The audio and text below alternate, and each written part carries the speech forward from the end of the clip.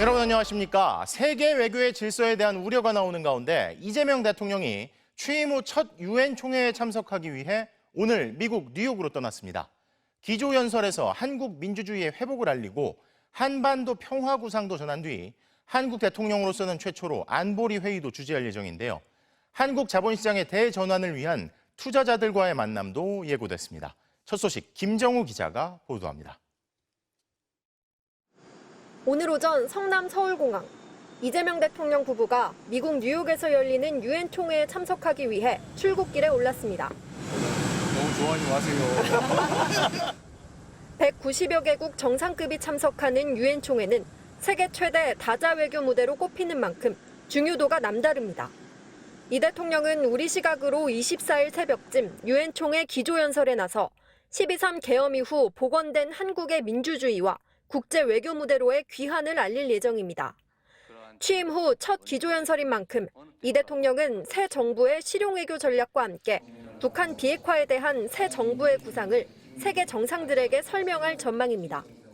대통령실 관계자는 다만 국제 정세와 북한 핵 개발 상황 등을 고려했을 때 대북 제재 완화 같은 구체적인 제안을 하기는 어려울 것이라고 전했습니다. 이튿날 이 대통령은 한국 대통령 중 처음으로 유엔 안보리 공개 토의를 주재해 AI와 국제 평화, 안보 분야 대응 방안을 논의합니다. 유엔 행사 전후엔 경제 행보에 나섭니다. 코스피 5,000원에 걸고 자본시장 대전환을 강조하는 이 대통령은 미국 도착 직후 세계 최대 자산운용사 블랙록의 레리 핑크 회장을 만나고 마지막 날에도 투자 관련 행사에 참여합니다. 일정 중에는 프랑스, 이탈리아 등 해외 정상과의 양자회담도 예정돼 있는데 지난달 이미 만난 트럼프 미국 대통령과의 정상회담은 계획에 없습니다.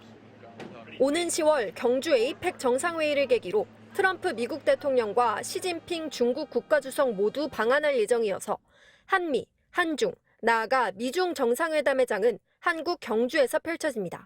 MBC 뉴스 김정우입니다. 12.3 내란 이후와 서부지법 폭동 사태 때도 별다른 입장이 없던 조희대 대법원장인데요. 범여권으로부터 거센 압박을 받은 지 얼마 안 된 오늘 꽤 길게 직접 묘한 발언들을 했습니다. 세종대왕은 법을 왕권 강화를 위한 수단으로 삼지 않았다. 지나친 형벌을 제한했다라는 내용 등인데요.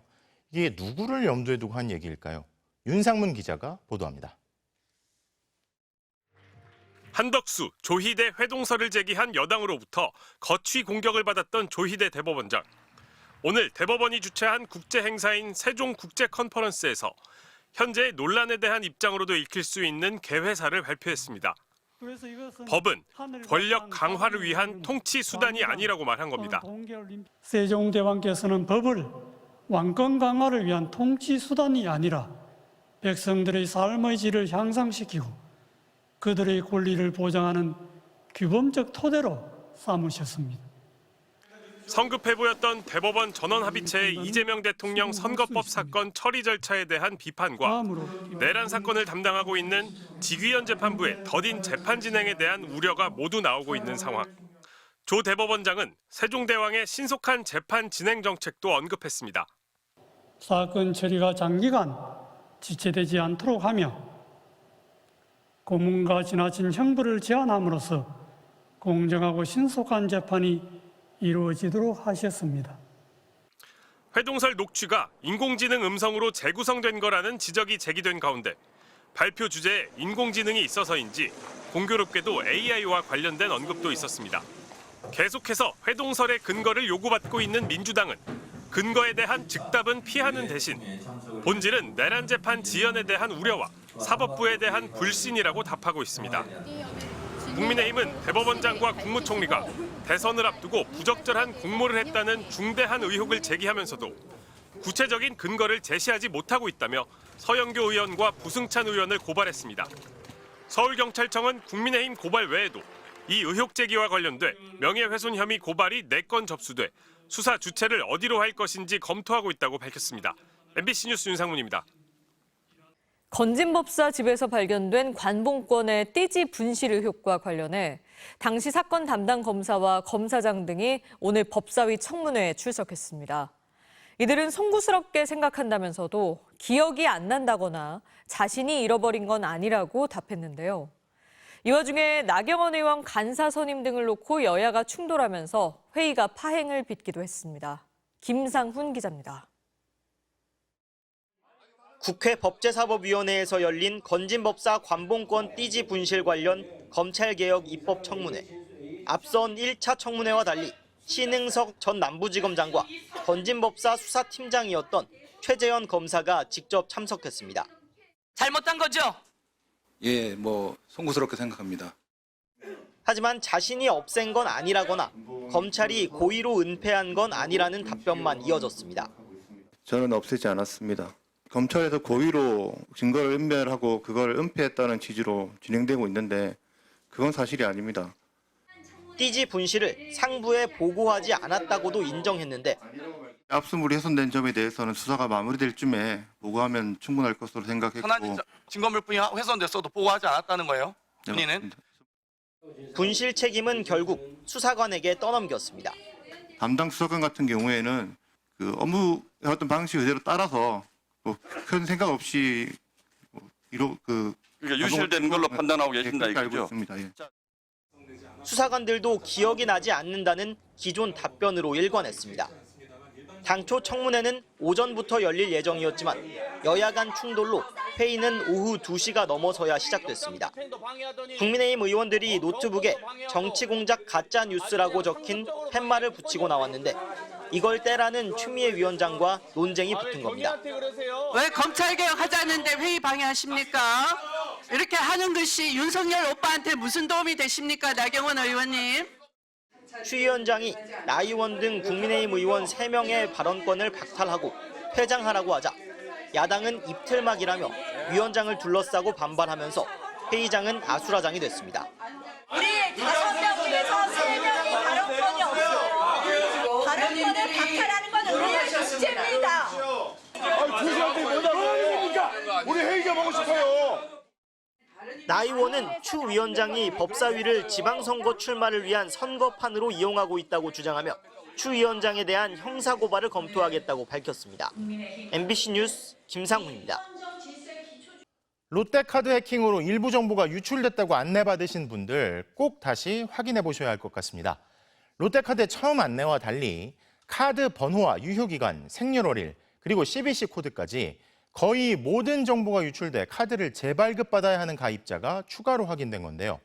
취재가 시작되자 롯데카드는 그런 사례는 없다고 했다가 결국 최소 10,000명의 유출 내역이 바뀌었다고 인정했습니다. 김민형 기자의 단독 보도입니다. 롯데카드 가입자 안모 씨는 해킹 사고로 암호화된 카드 번호 등 5개 정보가 유출됐다는 안내를 받았습니다. 부정 사용 가능성이 낮고 재발급은 필요 없다는 내용이었습니다. 재발급할 필요 없다고 써 있었거든요. 근데 혹시 모르니까 찝찝한 마음에 재발급을 요청했는데 다음 날 불안한 마음에 비밀번호를 바꾸려고 앱에 다시 접속하니 완전히 다른 내용이 공지되어 있었습니다. 카드 번호와 유효기간, CVC 번호는 물론 비밀번호 앞 2자리와 생년월일, 성별까지 모든 정보가 다 나갔고 카드도 재발급 받으라는 겁니다. 만약에 제가 비밀번호 변경하려거나 다른 거 하려고 안 들어갔으면 다 털린 상태로 아무것도 안 하고 가만히 있는 거잖아요. 롯데카드는 변경된 내용에 대해 문자도 전화도 아무런 통보가 없었습니다. 저희 쪽에는 따로 변경되어 있으신 사항이 없으신데 롯데카드 어플에서 확인했어요. 롯데카드 측도 처음엔 유출 정보가 달라진 회원은 없다고 했습니다.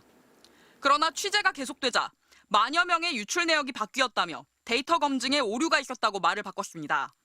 그러면서 고객이 온라인 결제를 하다 카드 번호를 잘못 입력한 사례가 다수라며 그 이유를 고객 탓으로 돌렸습니다. 유출 내역이 바뀐 만여 명의 정보가 어디까지 털린 건지 묻자 확인 중이라는 답만 내놨습니다. 만여 명의 유출 정보가 바뀌었다면서도 어디까지 유출됐는지 정확한 내용은 모른다는 겁니다. 더 나쁜 거는 잘못된 정보를 전달을 해서 고객에 불편을 드리는 거라고 저는 생각합니다. 롯데카드가 당초 피해 규모를 축소해 발표하려 한 것은 아닌지 조사가 불가피해 보입니다. MBC 뉴스 김민영입니다. 자, 이런 가운데 개인정보 유출 사태에 대해 KT가 계속 땜질식 대응을 하면서 논란이 커지고 있습니다. 초기엔 경찰 통보를 무시했다가 피해를 키웠고 또 절대 아니라던 개인정보 유출은 물론 해킹까지도 모두 사실로 드러났지만 번번이 사과만 하고 있는데요. 자, 그런데 이번엔 정부가 자료 제출을 요구하자 폐기했기 때문에 제출할 수 없다던 일부 서버를 사실은 KT가 보관했던 것으로 드러났습니다. 그럼 이 서버는 어떻게 했을까요? 이지은 기자가 단독 보도합니다. 해킹 전문지 프레기, 해킹 조직 김숙희가 갖고 있다고 공개한 데이터. KT 원격 상담 시스템 인증서와 개인키가 발견돼 서버 해킹 가능성이 제기됐습니다. 한국인터넷진흥원 키사는 7월 19일 KT의 서버 해킹 가능성을 알렸습니다. 하지만 KT는 이틀 뒤 자체 조사 결과 유출 정황은 없다고 일축했습니다. 키사는 8월 12일 다시 해당 서버 관련 자료를 제출하라고 요청했지만 KT는 8월 1일 서버를 폐기해 자료 제출이 불가능하다고 답했습니다. 이에 KT가 해킹 사실을 축소하기 위해 서버를 폐기했다는 의혹이 제기되기도 했습니다. 그런데 MBC 취재 결과 키사가 자료 제출을 요구한 8월 12일 KT는 일부 서버를 보관 중이었던 것으로 드러났습니다. 총 8대의 관련 서버 중 KT 보고대로 1일에 폐기된 건 단 2대, 이후 6일에 4대가 폐기됐고 13일에 2대를 추가로 폐기했습니다. 최소한 13일에 폐기한 서버라도 키사에 제출했다면 해킹 의혹에 대한 조사에 활용할 수 있었음에도 허위 보고를 한 셈입니다. 이에 KT 측은 담당 부서가 해당 서버의 서비스를 8월 1일 종료했다고 해 서버도 폐기한 줄 알았다고 해명했습니다. 서버 폐기 거짓 보고는 명백한 정보통신망법 위반으로 형사처벌 대상입니다. KT는 해당 서버의 접속 기록도 이미 갖고 있었던 것으로 확인됐습니다.